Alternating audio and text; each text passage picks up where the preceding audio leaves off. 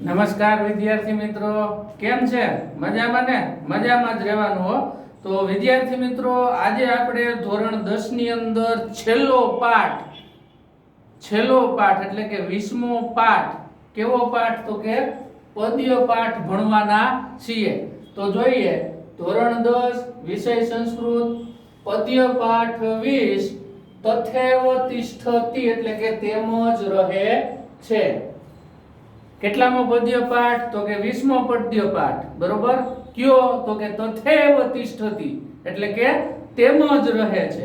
તો વિદ્યાર્થી મિત્રો, ખાસ કરીને આ પાઠની અંદર એટલે કે આ પદ્ય પાઠની અંદર જે શ્લોક આપેલા છે એનું આપણે મનોમંથન કરવાનું છે.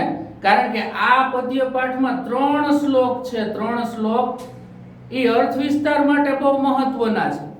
બરોબર? ક્યાં શ્લોક? તો કે લખી લ્યો. તમારું પાઠ્યપુસ્તક, તમારી પેન અને પેન્સિલ તમારા હાથમાં રાખવાની છે. બરોબર? પહેલો શ્લોક, ત્રીજો શ્લોક અને 5મો શ્લોક છે એ અર્થ વિસ્તાર માટે ખૂબ જ મહત્વના છે. નોંધી લેજો. આની પ્રસ્તાવના પણ અર્થ વિસ્તાર માટે ખૂબ જ મહત્વની છે. કેમ કે આની અંદર પ્રસ્તાવનામાં જે શ્લોક આપ્યા છે, ટોટલ 6 શ્લોક છે. જે શ્લોક આપ્યા છે એના કૃતિ અને કર્તા પ્રસ્તાવનામાં છે. અને બોર્ડની પરીક્ષામાં કૃતિ અને કર્તા 2 માર્કમાં પૂછાય છે. બરોબર? એ આપણે આગળ વાત થઈ ગઈ હતી. તો વિદ્યાર્થી મિત્રો, તથૈવ તિષ્ઠતિ છે આ પદ્ય પાઠની અંદર બહુ સરસ મજાના બધા શ્લોકો છે. સમજવા જેવા શ્લોકો છે. કારણ કે મોટા કવિઓએ પોતાના એકાંકી, પોતાના ગદ્ય પદ્યમાંથી આ શ્લોકો લીધેલા છે. તો આપણે પહેલો શ્લોક જોઈએ, એની અંદર શું કહેવા માંગે છે. ઓલું યાદ રહી ગયું ને તમને બધાને? પહેલો, ત્રીજો અને 5મો શ્લોક અર્થ વિસ્તાર માટે મહત્વનો છે. બરોબર? જન્માષ્ટમી ગઈ, રજાઓ માણી લીધી છે. માણી લીધી ને બધાએ રજાઓ. હા, તો હવે પાછું આપણે ભણવા ઉપર આવવાનું. બરોબર? અને ના સમજાય તો મેં તમને કીધું છે, મારો ફોન નંબર તમારી પાસે છે. WhatsApp થી પણ પૂછી શકો છો અને કોલ કરીને પણ પૂછી શકો છો. બરોબર? હવે આપણે પહેલો શ્લોક જોઈએ. હવે પહેલા શ્લોકના કરતા ખાસ કરીને વિદ્યાર્થી મિત્રો એક બાબતને ધ્યાનમાં રાખવાની, કર્તા અને કૃતિ 2 માર્કમાં બોર્ડની પરીક્ષામાં પૂછાય. હજી એકવાર ભાર દઈને કહી દઉં. બરોબર? 2 માર્ક જવા ન દેવાય. રોકડિયા કહેવાય, રોકડિયા. કર્તા, પહેલા શ્લોકના કર્તા કોણ? તો કે કવિ ભાસ. એનું એકાંકી છે તો કે કઈ કૃતિ? તો કે કર્ણભાર. તમારી પ્રસ્તાવનામાં પણ આ બાબત આપેલી છે. હજી એકવાર, પહેલા શ્લોકના કર્તા કોણ? મહાકવિ ભાસ. તો કે જે એકાંકીની રચના કરી, એને એકાંકીની રચના કરી, ઈ કૃતિ કઈ? તો કે કર્ણભાર. ચોખું ને ચટ પહેલો શ્લોક તથૈવ તિષ્ઠતિમાં છે, એના કરતા મહાકવિ ભાસ અને કૃતિ કઈ? તો કે કર્ણભાર. કર્ણભાર એટલે કર્ણના ઉપર ભાર થયો તો. બરોબર? હવે શ્લોકની અંદર શું કીધું છે? કારણ કે આ શ્લોક તો અર્થ વિસ્તાર માટે મહત્વનો છે. પહેલો શ્લોક, આ પહેલો શ્લોક છે જે હું તમને ભણાવવાનો છું અત્યારે, એ તો અર્થ વિસ્તાર માટે બહુ મહત્વનો છે. તો એમ કીધું છે કે શિક્ષા ક્ષયં ગચ્છતિ કાલ પર્યયાત. શિક્ષા ક્ષયં ગચ્છતિ કાલ પર્યયાત. કાલ પર્યયાત એટલે સમય જતા. સમય જતા. ક્ષયમ એટલે નાશ પામવું. ક્ષયમ એટલે શું થાય? નાશ પામવું. ગચ્છતિ પામે છે. વર્તમાન કાળ, અન્ય પુરુષ, એકવચન, પરસ્મય પદ. બરોબર? શિક્ષા એટલે શિક્ષા, જે આપણે શિક્ષા જુદી રીતે આપણે મેળવીએ છીએ એ શિક્ષા. એટલે શું કીધું પહેલી લીટીની અંદર? કે સમય જતા શિક્ષા નાશ પામે છે. પહેલી લીટીનું ગુજરાતી આવી રીતે થાય, સમય જતા શિક્ષા નાશ પામે છે. પછી શું કીધું? કે સુબદ્ધ મૂલાહા. સુબદ્ધ મૂલાહા, સારી રીતે મૂળથી બંધાયેલા. બસ સુબદ્ધ મૂલાહ એટલે સારી રીતે મૂળથી બંધાયેલા. નિપતંતી પાદપાહ, પાદપાહ એટલે વૃક્ષો. પાદપાહ એટલે શું થાય? વૃક્ષો. નિપતંતી એટલે શું થાય? આમથી જવાબ આવ્યો, પડી જાય છે. શું કીધું?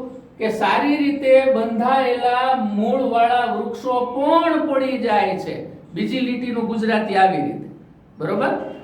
નિપતંતી છે એ પરસ્મય પદ, વર્તમાન કાળ, અન્ય પુરુષ, બહુવચન, બરોબર?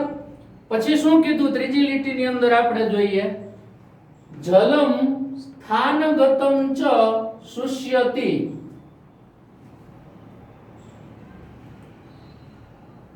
જલમ સ્થાનગતમ ચ શુષ્યતિ, બરોબર? કે જળાશયોના પાણી પણ શું થાય છે? તો કે સુકાઈ જાય છે. જળાશયોના પાણી પણ શું થાય છે? તો કે સુકાઈ જાય છે, બરોબર? પછી શું કીધું? હુતમ ચ દતમ ચ તથેવ તિષ્ઠતિ. હુતમ એટલે હોમેલું, અગ્નિમાં હોમેલું. દતમ એટલે દાનમાં આપેલું. આ ખાસ નોંધજો. હુતમ ચ દતમ, હુતમ એટલે અગ્નિમાં હોમેલું, દતમ એટલે દાનમાં આપેલું. તથેવ તિષ્ઠતિ, ટાઇટલ આવી ગયું પદ્ય પાઠનું, તેમ જ રહે છે. ગુજરાતી આવી રીતે બને છે આ શ્લોકનું આખે આખું. તમે લખી લો, પછી આનો હું સારાંશ કહું, બરોબર? કારણ કે અર્થ વિસ્તાર માટે જરૂરી છે. સમય જતા શિક્ષા નાશ પામે છે. સારી રીતે બંધાયેલા મૂળવાળા વૃક્ષો પણ પડી જાય છે. જળાશયોના પાણી પણ સુકાઈ જાય છે. શુષ્યતિ એટલે સુકાઈ જાય છે. પણ હોમેલું અને દાનમાં દીધેલું, અથવા તો અગ્નિમાં હોમેલું અને દાનમાં દીધેલું તેમ જ રહે છે, બરોબર? આનું ગુજરાતી આવી રીતે થાય. હવે આ મહાભારતનો એક પ્રસંગ છે. આપણે પહેલા શ્લોકની વાત કરીએ છીએ કે મહાભારતનો એક પ્રસંગ છે. એમાંથી આ ભાઈ કોણ? તો કે મહાકવિ ભાસે એકાંકી રચ્યું કર્ણભાર. આખું કર્ણ, મહાભારતનું એક પાત્ર છે કર્ણ, એના ઉપર આધારિત છે. હવે બને છે એવું કે કર્ણ છે એ કુંતી અને સૂર્યથી ઉત્પન્ન થયેલો પુત્ર હતો. મહાભારતની વાત કરીએ છો વિદ્યાર્થી મિત્રો. કર્ણ છે એ કુંતી અને સૂર્ય થી ઉત્પન્ન થયેલો પુત્ર હતો. હવે એ જ્યારે જન્મ્યો ત્યારે માતા કુંતી કુંવારા હતા. હવે સમાજમાં મોઢું દેખાડવા લાયક ના રહ્યા હોય એટલા માટે કર્ણને પાણીમાં વહાવી દીધો, બરોબર? હવે બન્યું એવું કે કર્ણ છે એ પોતે સૂર્ય કવચ હારે જન્મ્યો હતો. કેવા કવચ હારે? તો કે સૂર્ય કવચ હારે જન્મ્યો હતો. કોણ? તો કે કર્ણ. શું કામ? કારણ કે સૂર્યનો પુત્ર હતો. હવે જ્યારે મહાભારતનું યુદ્ધ થાય છે ત્યારે સૂર્ય કવચ એના શરીર હારે જોડાયેલું હોય છે, કારણ કે શરીર સાથે જ એનું સૂર્ય કવચ જન્મ્યું હતું, બરોબર? અને બને છે એવું કે મહાભારતના યુદ્ધની અંદર કૃષ્ણ ભગવાન મૂંઝાઈ જાય છે. એ કે જો આની પાસેથી આપણે સૂર્ય કવચ નહીં લઈ લઈએ તો આની આ મરશે નહીં. આ કર્ણ છે એ અર્જુનના હાથે મરશે નહીં, કારણ કે અર્જુનના હાથે જ આનું મૃત્યુ લખેલું. હવે બન્યું એવું, ભગવાન શ્રી કૃષ્ણ ઇન્દ્ર આગળ જાય છે, દેવરાજ ઇન્દ્ર, દેવોના રાજા. એમ કહે છે કે ભાઈ તમે એવી કંઈક યુક્તિ કરો જેથી કર્ણની સાથે જન્મેલું જે સૂર્ય કવચ છે એ તમને પોતે જ આપી દે. એની પાસે છીનવી તો શકાય નહીં, આપે એવો નહોતો. કારણ કે દાનવીર કર્ણ આજે પણ એનું નામ પ્રખ્યાત છે. ક્યાંય પણ દાન કરવાનું આવે એટલે કર્ણ પેલા હોય. હવે બને છે એવું મહાભારતનું યુદ્ધ કુરુક્ષેત્રમાં હાલતું હોય છે અને કર્ણ છે એ યુદ્ધ માટે તૈયાર હોય છે, સ્નાન કરવા માટે જાય છે. એને કર્ણને પહેલા પણ એક આકાશવાણી થાય છે કે ઇન્દ્ર તારી પાસેથી સૂર્ય કવચ લેવા આવશે પણ તું દેતો નહીં. એ રાત્રે સૂતો હોય ત્યારે આકાશવાણી થાય છે. હવે આ સવારની વાત છે. કર્ણ છે એ પોતે નદીમાં સ્નાન કરતા હોય છે, યુદ્ધની તૈયારી કરતો હોય છે, અને ઇન્દ્રદેવ છે એ પોતે બ્રાહ્મણના વેશમાં આવે છે. કેના વેશમાં આવે છે? તો કે બ્રાહ્મણના વેશમાં આવે છે. કોની પાસે? તો કે કર્ણ પાસે. હવે કર્ણને એમ કે છે ઇન્દ્ર, એટલે કે બ્રાહ્મણના વેશમાં આવેલ ઇન્દ્ર, કે હે કર્ણ, હું તારી પાસે મોટી બધી ભિક્ષા માંગુ છું. હે કર્ણ, હું તારી પાસે મોટી બધી ભિક્ષા માંગુ છું. કર્ણ એમ કે છે, માગો માગો બ્રાહ્મણ દેવ, તમને થોડી ના પડે, તમે તો બ્રહ્મદેવ છો. બોલો શું જોઈએ છે? મારી ગાયો, મારા હાથી ઘોડા, મારી સેના વગેરે જોઈએ છે. તો ઇન્દ્રના વેશમાં આવેલ બ્રાહ્મણ શું કે છે? તો કે મારે એ જોતું નથી. બરોબર? બ્રાહ્મણ શું કે છે? તો કે એ મારે જોતું નથી. તો કર્ણ એમ કે છે કે મારી મિલકત જોઈએ છે, મારો મહેલ જોઈએ છે, મારો ધન ભંડાર જોઈએ છે. છતાં પણ એ બ્રાહ્મણ દેવ ના પાડે છે. શું કે છે? તો કે મારે ઈ પણ જોતું નથી. કર્ણ છેવટે એમ કે છે કે મારી દૂધની ગાયો જોઈએ છે. છતાંય બ્રાહ્મણ દેવ છે ના પાડે છે. છતાંય બ્રાહ્મણ દેવ છે શું કે છે? તો કે ના પાડે છે. કર્ણ મૂંઝાઈ જાય છે. કર્ણ એમ કે છે તો હું મારું માથું કાપીને આપી દઉં? બ્રાહ્મણ દેવ કે ઓહો, બરોબર, મારે ઈ પણ જોઈતું નથી. તો કર્ણ એમ કે છે કે તમારે જોઈ છે શું? ત્યારે બ્રાહ્મણ દેવ એમ કે છે કે તમારી સાથે આ જન્મેલું સૂર્ય કવચ જોઈએ છે. જ્યારે પોતાના છરાથી, પોતાના હથિયારથી કર્ણ પોતે અહીંયા સૂર્ય કવચ હોય ત્યાં પોતે ઈ કાઢવા પ્રયત્ન કરે છે, ત્યારે શૈલ્યરાજ એની પાસે ઉભેલા હોય છે. એમ કે છે કે આપશો નહીં, આપશો નહીં. ત્યારે કર્ણ એમ કે છે, કયો શ્લોક? આ શ્લોક, શિક્ષા ક્ષયમ ગચ્છતિ કાલ પર્યયા, એટલે કે સમય જતા શિક્ષા નાશ પામે છે. સમય વયો જાય એટલે શિક્ષા પણ નાશ પામે છે. બરોબર? કોણ કે છે? કર્ણ કે છે. કોને કે છે? તો કે શૈલ્યરાજને કે છે. સુબદ્ધ મૂલાહા નિપતંતિ પાદપાહા, એટલે કે સારી રીતે બંધાયેલા મૂળવાળા વૃક્ષો પણ પડી જાય છે. અહીંયા બધું નાશવંત જ છે. સમય જતા શિક્ષા નાશ પામે છે, સારી રીતે બંધાયેલા મૂળવાળા વૃક્ષો પણ પડી જાય છે. જલમ સ્થાન ગતમ ચ શુષ્યતિ, બરોબર, કે જળાશયોના પાણી પણ શું થઈ જાય છે? તો કે સુકાઈ જાય છે.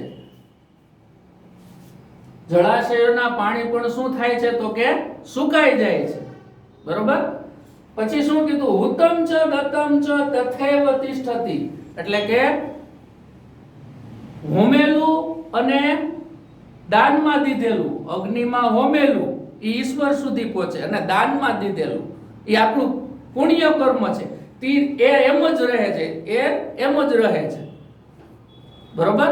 હવે વિદ્યાર્થી મિત્રો, બીજી બાબત એ કે આપણે આયા મારાથી એક ભૂલ થઈ ગઈ છે. આયા જલમ લખતા ભૂલાઈ ગયું છે. એ તમારે સમજી જવાનું છે. અને જલ સ્થાનમ છે એ ભેગું આવે છે. બરોબર? જલ સ્થાનમ છે એ શું આવે છે? તો કે ભેગું આવે છે. આયા જલમ લખતા ભૂલાઈ ગયું છે. વારે વારે થોડોક ડોકવાતો તો મેં કીધું આ શ્લોકમાં મારે કંઈક મિસ્ટેક છે. માણસ છે, ભૂલ થાય. બરોબર? તો વિદ્યાર્થી મિત્રો, ખાસ બાબતને ધ્યાનમાં રાખો કે આ શ્લોક શું કહેવા માગે છે. ફરીવાર બોલી જાઉં છું. સમય જતા શિક્ષા નાશ પામે છે, સારી રીતે બંધાયેલા વૃક્ષો પણ, સારી રીતે બંધાયેલા મૂળિયાવાળા વૃક્ષો પણ પડી જાય છે. જળાશયોના રહેલા પાણી પણ સુકાઈ જાય છે. હોમેલું એટલે કે અગ્નિમાં હોમેલું ને દાનમાં આપેલું તેમ જ રહે છે. તો વિદ્યાર્થી મિત્રો, કાલ પર્યાયાત છે વિભક્તિ બનાવી હોય તો પંચમી એકવચન વિભક્તિ બને, પણ સમાસ બનાવવો હોય તો ષષ્ઠી તત્પુરુષ સમાસ બને. કાલ પર્યાયાત શબ્દ. બરોબર? ત્યાર પછી સુબદ્ધ મૂલાહા છે એ બહુવ્રીહી સમાસ બને. નોંધી લેજો. હવે વિદ્યાર્થી મિત્રો, આપણે બીજા શ્લોક તરફ જઈએ. બીજા શ્લોકના કર્તા કોણ છે? તો કે મહાકવિ કાલિદાસ. જોજો, નોંધજો. બીજા શ્લોકના કર્તા કોણ? તો કે મહાકવિ કાલિદાસ. અને કઈ કૃતિમાંથી લેવામાં આવ્યું છે? તો કે માલવિકા અગ્નિમિત્ર. તમારી પ્રસ્તાવનામાં બધું લખેલું છે પાઠ્યપુસ્તકમાં. કર્તા મહાકવિ કાલિદાસ, કૃતિ માલવિકાગ્નિ મિત્ર. બરોબર. જેમ પહેલા શ્લોકમાં આપણે દાનનો મહિમા જોયો, એમ બીજા શ્લોકની અંદર આપણે કાવ્યનો મહિમા જોવાનો છે. કાલિદાસ હતા એ બહુ પ્રખર કવિ હતા સંસ્કૃત સાહિત્યની અંદર. બરોબર. ઉપમા કાલિદાસસ્ય એવું સંસ્કૃત વાક્ય છે કે કોઈ વસ્તુની ઉપમા આપવી એટલે કાલિદાસ માટે કાઈ નહીં. બરોબર. હવે આની અંદર શું કીધું છે આ કાવ્યની અંદર? શેમાંથી લીધેલું? તો કે માલવિકાગ્નિ મિત્ર. કોણે બનાવેલું? તો કે કર્તા કોણ? તો કે મહાકવિ કાલિદાસ. પુરાણમ ઇતિ એવ, સંધ્યા આવી રીતે છૂટી પડે. પુરાણમ પ્લસ ઇતિ પ્લસ એવ. પુરાણમ ઇતિ એવ ન સાધુ સર્વ. અહીંયા કાવ્યની વાત કરવામાં આવી છે. કાવ્ય હોય કે કોઈ પણ વસ્તુ, પણ આ શ્લોકને આધીન કાવ્યની વાત કરવામાં આવી છે. બરોબર. પુરાણમિતિ એવ ન સાધુ સર્વ. સાધુ એટલે સારું અને સર્વ એટલે બધું. સાધુ એટલે શું થાય? સારું. અને સર્વ એટલે બધું. એટલે આ કાવ્ય મૂકી દેવાનું. કાવ્ય જૂનું છે એટલે બધું સારું હોતું નથી. આપણે કાવ્ય જૂનું હોય એટલે એમ થાય કે બધાએ આને એક્સેપ્ટ કર્યું. બરોબર. એટલે સારું જ હોય. એટલે બધું સારું નથી હોતું. એમાં કંઈક કંઈક નેગેટિવ પણ હોય છે. એમ કાલિદાસનું કેવું છે આ શ્લોકની અંદર. ન ચ અપી કાવ્યમ નવમિતિ અવધ્યમ.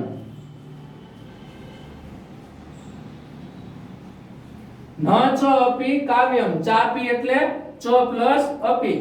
ન ચ અપી કાવ્યમ નવમ ઇતિ અવધ્યમ. નવમ પ્લસ ઇતિ પ્લસ અવધ્યમ.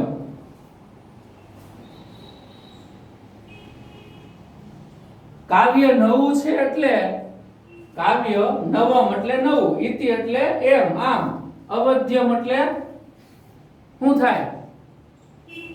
વધ નો થાય તેવું, મૃત્યુ ન થાય તેવું. કાવ્ય નવું છે એટલે ટીકા કરવા યોગ્ય નથી એવું પણ નથી. અવધ્યમ નો અર્થ શું થાય? ટીકા કરવી. આપણે આમાં એ અર્થ લેવાનો કે કાવ્ય નવું છે એટલે ટીકા કરવા યોગ્ય નથી એવું પણ નથી, એની ટીકા કરવી જોઈએ. નવું હોય કે જૂનું કાવ્ય હોય એમાં આપણને જો ખબર પડે, આપણી તર્ક બુદ્ધિ આપણને હલાવતા આવડતી હોય તો આપણે એમાં ભૂલો શોધી શકીએ, આપણે એમાં નવું ઉમેરી શકીએ, આપણે એમાં કંઈક કાઢી પણ શકીએ. બરોબર. એટલે એમ કીધું છે ન ચોપી કાવ્યમ નવમ ઇતિ અવધ્યમ. એટલે કાવ્ય નવું છે એટલે ટીકા કરવા યોગ્ય નથી એવું પણ નથી. નવું હોય એટલે એની ટીકા કરવાની. બરોબર. ત્યાર પછી શું કીધું કે સંતઃ એટલે કે સજ્જન. સંતઃ નો અર્થ શું થાય? સજ્જન. પરીક્ષાંતરદઃ ભજન્તે. સંત એટલે કે સજ્જન પરીક્ષા કરીને કોઈ એકને ભજે છે. કોણ એકને? તો કે જૂના અને નવા માંથી કોઈ એકને. મૂઢ એટલે મૂર્ખ. બહુ મહત્વનો શબ્દ. પર પ્રત્યેન બુદ્ધિ. મૂઢ એટલે શું થાય? મૂર્ખ. પર પ્રત્યેન બુદ્ધિ. મૂર્ખ છે એ પારકાની બુદ્ધિથી દોરવાયેલી બુદ્ધિ વાળો હોય છે. બરોબર. સમજાણું આ કેવા શું માંગે છે? ફરીવાર જોઈએ. પહેલા તમે આનું ભાષાંતર લખી નાખો, પછી હું તમને સમજાવું. બરોબર. પુરાણમ ઇતિ એવ ન સાધુ સર્વ. કે કાવ્ય જૂનું છે એટલે બધું સારું છે એવું હોતું નથી. બરોબર. ત્યાર પછી ન ચોપી કાવ્યમ નવમ ઇતિ અવધ્યમ. બરોબર. કાવ્ય નવું છે એટલે ટીકા કરવા યોગ્ય નથી એવું પણ નથી. સંત પરીક્ષાંતરદઃ ભજન્તે. સંત બે માંથી કોઈ એકની પરીક્ષા કરીને એકને ભજે છે. અથવા તો આમે લખી શકો, સંત પરીક્ષા કરીને કોઈ એકને ભજે છે, કાં તો જૂનાને કાં તો નવાની. તો કહું છું એ લખવાનું નથી. મૂઢઃ પર પ્રત્યેન બુદ્ધિ. કે મૂર્ખ છે એ પારકાની, પર પ્રત્યેન એટલે કે પારકાની બુદ્ધિથી દોરવાયેલી બુદ્ધિ વાળો હોય છે. બરોબર. હવે આમાં કવિ કાલિદાસ એમ કે છે કે તમે કોઈ પણ વસ્તુ છે એ જૂની હોય કે નવી, એમાં બરોબર જ હોય, બરોબર જ હોય એમ કરીને મૂકી દો. દાખલા તરીકે હું કોઈને એમ કહું છું કે આ કાવ્ય જૂનું બહુ મસ્ત છે. બરોબર. આ ટીકા કરવા યોગ્ય નથી. કરી શકાય ટીકા. સજ્જન હોય, તર્ક બુદ્ધિ ધરાવતો હોય એ કરી શકે ટીકા, બરોબર? ટીકા કરવા યોગ્ય નથી એમ કહો, ઓલો સામેવાળો વાંચવા જ માંડે, હાલો રેડી જ છે, તમે કીધું એટલે બરોબર. એવું નથી હોતું. તો એ વ્યક્તિ હું થયો? મૂઢ થયો, મૂર્ખ થયો, મારી બુદ્ધિથી દોરવાયેલો, પારકાની બુદ્ધિથી દોરવાયેલો થયો, બરોબર? એટલે સંત સજ્જન વ્યક્તિ બનવાનું. કોઈ પણ વસ્તુ છે એ જોઈ વિચારીને એની ટીકા કરવી હોય તો તમે ટીકા કરી શકો, એમાં તર્ક લગાવવો હોય તો તર્ક લગાવી શકો, ઉમેરવું હોય તો ઉમેરી શકો. તો વિદ્યાર્થી મિત્રો, ખાસ કરીને આ શ્લોકને ધ્યાનમાં રાખવાનો, બરોબર? એટલે આમાં સજ્જન અને મૂર્ખની બાબત બીજા શ્લોકમાં મહાકવિ કાલિદાસે કહેલી છે.